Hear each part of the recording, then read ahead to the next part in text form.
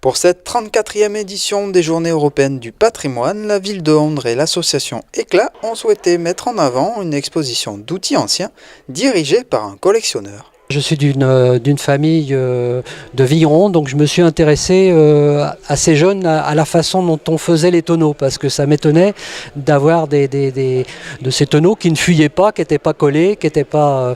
Donc je me suis intéressé à ça, je me suis intéressé aux outils du tonnelier, et puis les tonneliers maintenant il n'y en a plus beaucoup, donc je me suis intéressé à ces outils qui étaient en train de disparaître. Et j'ai élargi un petit peu la collection, ou plutôt j'ai pas su me restreindre sur le métier de tonnelier. Donc voilà, ce qui fait qu'à l'heure actuelle, je dois avoir 600 ou 700 outils, quoi. D'innombrables outils classés par métier exposés spécialement pour les visiteurs.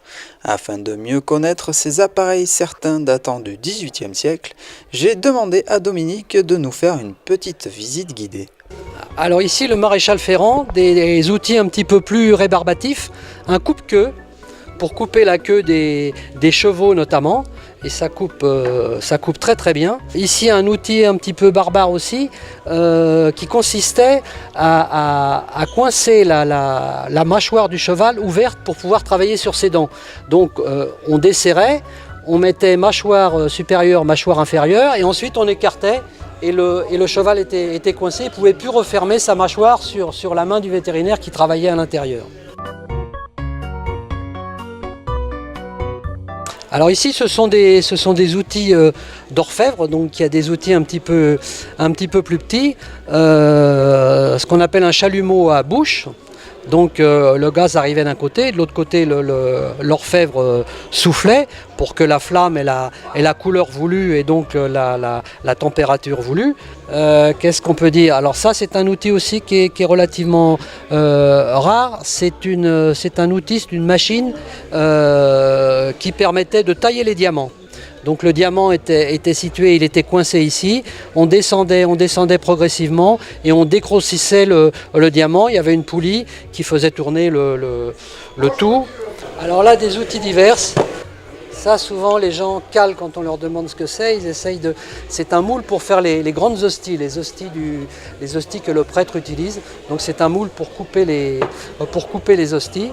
En parallèle de ces tables remplies d'objets passionnants, un atelier explicatif animé par Bernard Bénès illustrait le métier de résinier et de sabotier. Comme j'avais vu, enfin, avec mon frère, on avait vu faire travailler notre père, mais on le voyait. Mais c'était très difficile, maintenant c'est très difficile de reproduire tous ces gestes, parce qu'il le faisait tellement naturellement que nos gosses, on le regardait faire, c'était...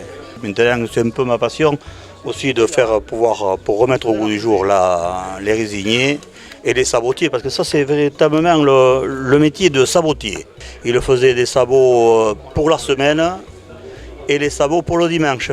Parce que les sabots pour la semaine, c'était fait avec du vergne ou du bois de bas de gamme. Tandis que ceux pour aller danser ou pour aller sortir, on avait des sabots avec du noyer, du merisier, ils étaient finement décorés et on les gardait quand même parce qu'ils coûtaient cher. Un week-end de découverte et d'enseignement pour les petits comme pour les grands, venus observer et échanger sur ces savoir-faire d'autrefois et ces vieux outils remplis d'histoire.